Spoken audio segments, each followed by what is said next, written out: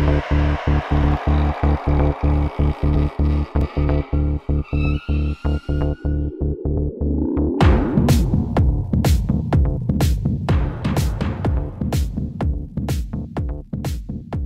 estamos con Sebastián López, secretario gremial del SAO, que nos va a comentar acerca de las novedades con la reunión con el gobierno.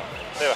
Bueno, nosotros nos apersonamos en la municipalidad por el tema básicamente del corrimiento de los jornalizados y los compañeros de más de 50 años y también por los compañeros que están en cooperativa, que son hijos de los trabajadores municipales. Nos inquieta saber la continuidad de esos compañeros y por el lado de los jornalizados, ¿cuándo se va a hacer el corrimiento? Nosotros estamos peleando a nivel provincial para que desaparezca el jornal de 4 y 6 horas y queremos que eso se empiece a cumplir en el municipio.